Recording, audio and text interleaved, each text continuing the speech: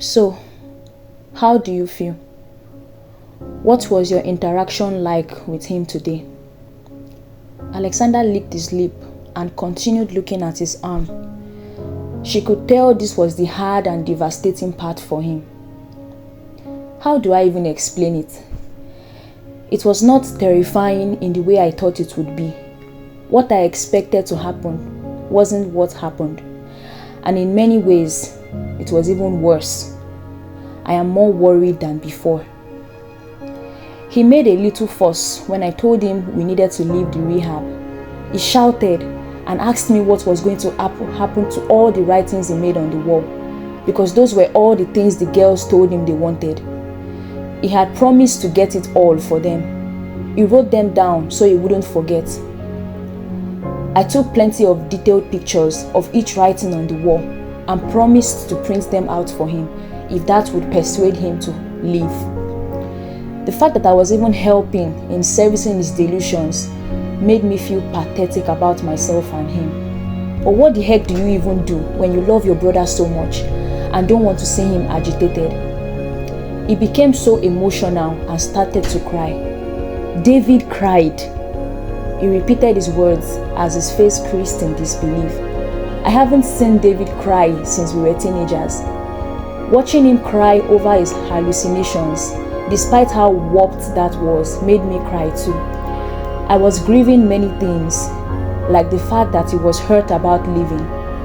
But the foremost thing was the pain of seeing how far gone he was from sanity. He said he was going to miss all the memories he had made with the girls in that room, how he knitted sweaters for them in the cold, shared meals with them, and received hugs from them when they were pleased with him. I told him I was going to buy him more wool and provide anything else the girls needed, so he could continue to make them happy. When we finally got home, because I took him to my house first, I made his favorite meal and told him to eat. He told me he didn't feel like eating what I cooked because Sindara was asking for a different meal and she wanted to dine with him at a restaurant. I felt like saying, I couldn't care less what Sindara wants. Face your reality and eat this damn food. But saying that would make me feel terrible for speaking about my dear sister that way. One thing I want to do is preserve the precious memories I have of her and not make an idol out of her or desecrate her like David has done.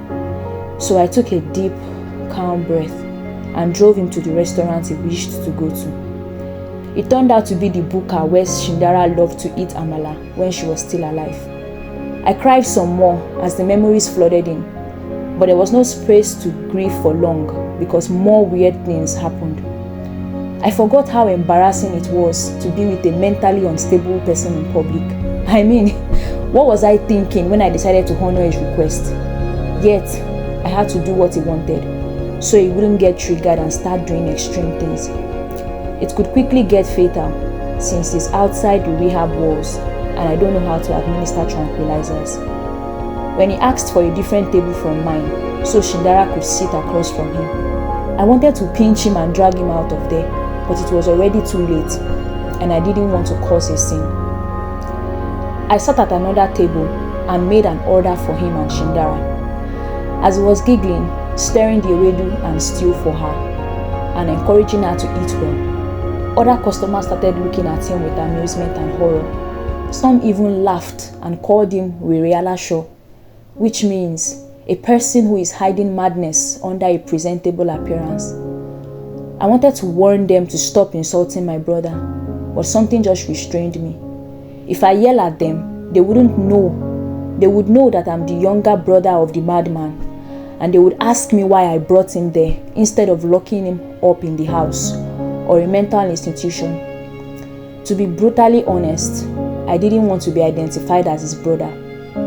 When I realized this, that I was ashamed of him, I felt bad for feeling like that.